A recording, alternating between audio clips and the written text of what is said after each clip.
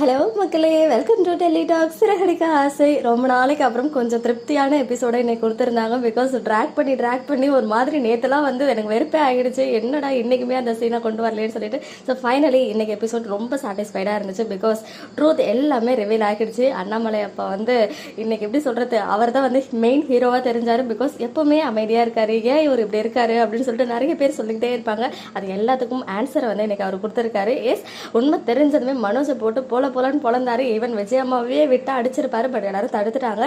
But அவர் சொன்ன dialogues எல்லாமே on பாயிண்டா இருந்துச்சு. பிகாஸ் விஜயம்மா ரொம்ப டிசர்விங். அது மட்டும் இல்லாம அவங்களுக்கு ஏத்த ஒரு புள்ள மனோஜ். ஆனா இன்னைக்கு வந்து மனோஜ் கொஞ்சம் கூட யோசிக்காம அம்மா சொல்லி தான் பண்ணுன்னு சொல்லிட்டு இம்மிடியேட்டா அவங்களை போட்டு கொடுத்துட்டாங்க.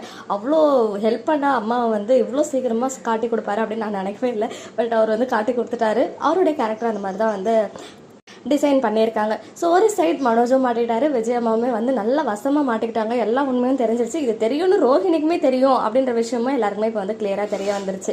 ஸோ அவங்க போயிட்டு கதவை மூடிக்கிட்டாங்க. ஏதாவது பண்ணுவாங்களோ சூசைட் அட்டன் மாதிரிலாம் யோசித்தேன். பட் அப்படிலாம் அவங்க பண்ணுறதுக்கு வாய்ப்புகளே கிடையாது. பிகாஸ் நாளைக்கு ப்ரிவியூவிலே வந்து அவங்க இருக்காங்க. வந்து முகத்துலேயே வந்து அந்த நகைகள், அவங்க ஜுவல்ஸ் எல்லாம் அதெல்லாம் ஒரு நகையா அப்படின்னு சொல்லிட்டு இவங்க நகையை எடுத்து போடுறது வந்து ரொம்ப கஷ்டமாக இருந்துச்சு பார்க்குற நமக்கு. பட் அவங்களுடைய கேரக்டர் அப்படி தான் வந்து பண்ணியிருக்காங்க. பட் போக போக மேபி இன் ஃபியூச்சரில் ரோஹிணியோட உண்மைகள் எல்லாம் வெளியே வந்துச்சுன்னா அப்போ வந்து ரியலைஸ் பண்ணுவாங்க.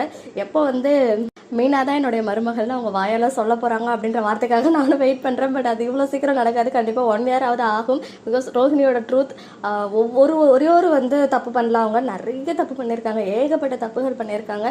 எல்லா கிரிமினல் வேலையுமே ஒரே டைமில் ரிவீல் ஆகும். பிகாஸ் எப்படி எனக்கு தெய்வ மகள்லாம் அந்நியார் வந்து ஒரே டைமில் மாட்டுவாங்களோ அந்த மாதிரி ரோஹிணி வந்து மாட்டுவாங்க அப்படின்னு தான் நான் வந்து நினச்சிட்டு இருக்கேன். என்னுடைய ப்ரெடிக்ஷன் நான் சிறகடிக்க ஆசையை பொறுத்த வரைக்கும் அப்படி தான் இருக்குது. ஸோ அண்ணாமலை அப்பாவை இப்போதைக்கு யாருனாலுமே வந்து கன்வின்ஸ் பண்ண முடியல. பிகாஸ் நம்ம ஹீரோ முத்துவே போயிட்டு சமாதானப்படுத்த சொன்னார். ஐ மீன் விஜயம்மாவை கூப்பிட சொன்னாங்க. என்னால் முடியாது, என் விஷயத்துலேயே தலையிடாத அப்படின்னு சொல்லிட்டு சொன்னதெல்லாம் செம்மையாக இருந்துச்சு. பட் சூப்பர், அவர் வந்து காம்ப்ரமைஸ் ஆகலை.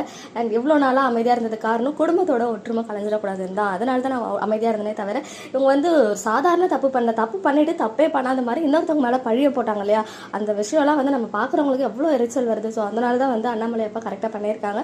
ஸோ நாளைக்கு எபிசோடில் இந்த ஜுவல்லை தூக்கி போடுவாங்க போல். சடனாக அங்கே பார்வதி அம்மாவுமே வந்திருக்காங்க. ஸோ என்ன விஷயம்னு தெரியல. ஸோ நம்ம வெயிட் பண்ணி பார்க்கலாம். இன்னைக்கு எபிசோடு உங்களுக்கு பிடிச்சிருந்துச்சா, எப்படி இருந்துச்சு அப்படின்னு கமெண்ட்ல சொல்லுங்கள். ஓகே மக்களே, நெக்ஸ்ட் வீடியோவில் மீட் பண்ணுறேன். எக்ஸ்க்ளூசிவ் அப்டேட்ஸ்க்கு மறக்காம நம்ம யூடியூப் சேனலை சப்ஸ்கிரைப் பண்ணிக்கோ.